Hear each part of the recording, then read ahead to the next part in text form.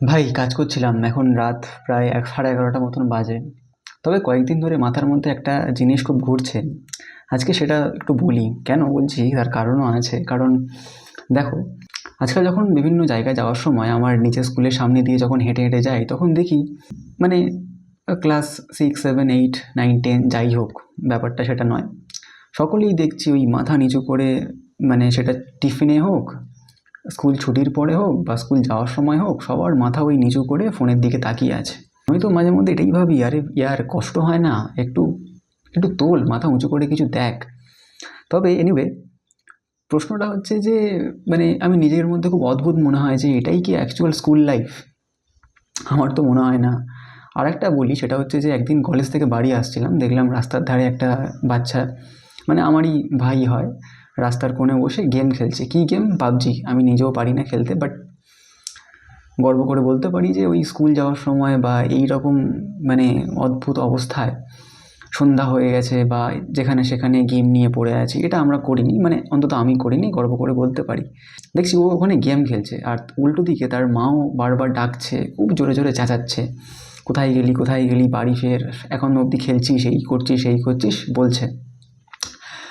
But অদ্ভুতভাবে একটা জিনিস লক্ষ্য করলাম, তার সঙ্গে আরেকজনও আছে, তো পার্টনার তো লাগবেই। তো সে বলছে, আরে ভাই কুইক কুইক, এত তাড়াতাড়ি মার, কী করছিস, এই এই সেই অনেক কিছুই বলছে। আমি তো বুঝি না, বাট এনিওয়ে, তো তখন ভাবলাম যে এটা শুধু আমার মনে হয় না এটা কোনো গেম। তো এটা কাইন্ড অফ একটা নেশায় পরিবর্তন হয়ে গেছে আজকালকার যুগে। এমনকি আমিও একসময় খেলতাম, বাট এখন আর সেই খেলার সুযোগ বা সেই সময়টা তো হয় না। বাট আগে যেটুকু আমরা দেখেছি যে আমরা ছেলেমেয়েরা, আমার বন্ধু বান্ধবরা মাঠে খেলতে যেতাম প্রতিদিন বিকালবেলায় স্কুল থেকে ফিরেই, এই স্ক্রিন টাইমটা বা স্ক্রিনে গেম খেলা এটা ছিল না। ঠিক আছে, এখন তো সব খেলাই স্ক্রিনে, সে পাবজি হোক, রিল দেখা হোক, ফ্রি ফায়ার, এগুলোই এখন রোজকার সবার বন্ধু। ঠিক আছে, আর উল্টো দিকে মা বাবা কিছু বললেই বোরিং, না বললে আরে বাচ্চাটার ভবিষ্যৎই অন্ধকার হয়ে যাচ্ছে। আমার দেখা, আমার ভাই অনেকেই আছে একেবারে নেশাগ্রস্ত বিভিন্ন অবস্থাতেই, মানে বলার কিছু নেই। তো বাট এফেক্টটা কোথায় পড়ছে জানো? আমি দেখছি প্রতি মুহূর্তেই গেম খেলতে খেলতে অনেকের চোখে মোটা মোটা চশমা লেগে যাচ্ছে। ঠিক আছে, চশমাটা নয় বাদই দিলাম, অনেকেই ডিপ্রেসড হয়ে যাচ্ছে, পড়াশোনায় মন নেই, খুব খিটখিটে মেজাজ হয়ে যাচ্ছে। কিন্তু কেউ বুঝছে না যে এই গেমটা আসলে মানে বেসিক্যালি বিনোদন না, এটা ভবিষ্যৎ আর সময় দুটো নিয়েই খেলছে, পরিষ্কার গল্প। আর অনেকেই বলছে, হ্যাঁ আমরাও তো গেম খেলেছিলাম, গেম খেললে আর ক্ষতি কী, এটা ঠিকই আছে, একটু খেলুক। তবে বেসিক্যালি পার্থক্যটা হচ্ছে আগে আমরা ওই মাঠে গিয়ে খেলতাম, আর এখন সব ওই মোবাইল স্ক্রিনের মধ্যেই। তবে আরেকটা ব্যাপার, সেটা হচ্ছে ওই আগে যখন মাঠে খেলতে যেতাম, যে হারলে বেশ দুঃখ লাগতো, সেই ইমোশনটা অনুভব করতে পারতাম আর কি। ঠিক আছে, তো এখন ওই হারলে গালাগালি দিচ্ছি, মানে কাউকে দেখতে পাচ্ছি না সামনাসামনি, বাট যেন সেই মনের মধ্যে সেই ক্ষোভটা প্রকাশ করে ফেলছি ফোনের মাধ্যমেই, বাট কেউ নেই সামনে। কি অদ্ভুত, মানে জাস্ট আমি অবাক হয়ে যাই মাঝে মধ্যে। আগে খেলতে গেলে কি হতো, বন্ধুত্ব বন্ধুত্ব হতো একে অপরের সাথে, কিন্তু এখন মানে এখন বন্ধুত্ব মানে স্কোয়াড। বুঝি না, বাট যেটুকু শুনেছি দেখেছি টুকটাক অবস্থাতেই তোর এই জিনিসগুলো।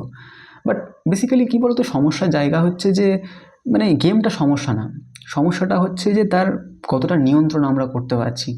হ্যাঁ, পড়াশোনার চাপে আমিও একসময় গেম খেলেছি, ফোন নিয়ে ওই চুপি চুপি গেম খেলতাম, এটাও করেছি। বাট আমার মনে হয় ঠিক আছে, পড়াশোনার মধ্যেও বা ফাঁকে কোথাও গেম খেললাম, একটু এন্টারটেন করলাম নিজের মানে নিজের লাইফটাকে, ঠিক আছে। কিন্তু সেটা যদি ওই একটু থেকে অল ডে হয়ে যায়, 5-7 ঘন্টা হয়ে যায় উইথাউট কন্ট্রোলে, তাহলে তো ভাই বিপদ আছে।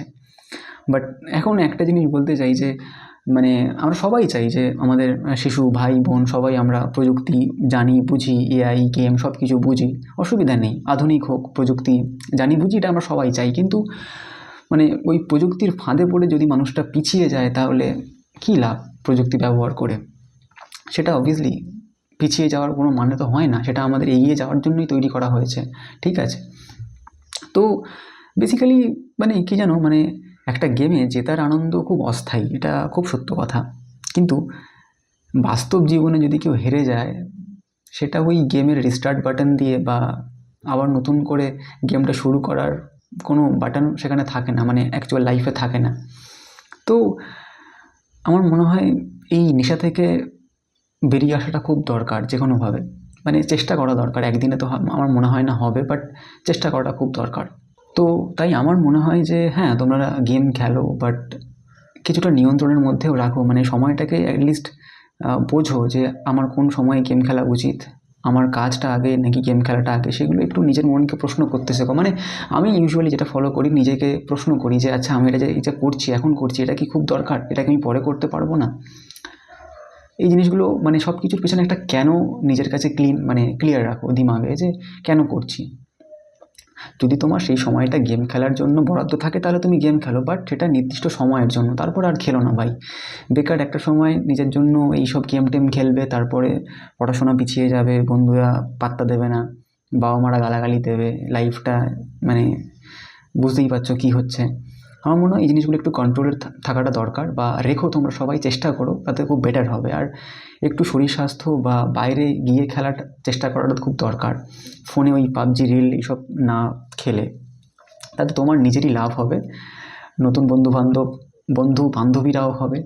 সো আমার মনে হয় সেগুলো করা দরকার, বাট সব কিছু নিয়ন্ত্রণে, এবং নিজের ইন্টেনশনটাকে খুব ভালো রাখা দরকার।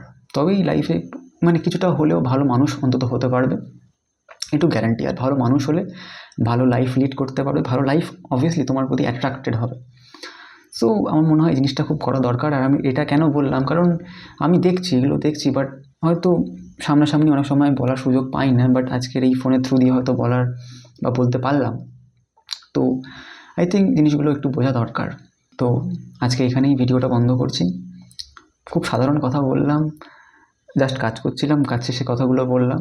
তো ভালো লাগলে অবশ্যই লাইক, কমেন্ট, সাবস্ক্রাইব করে পাশে থেকো। দেখা হচ্ছে পরবর্তী কোনো ভিডিওতে। Thank you.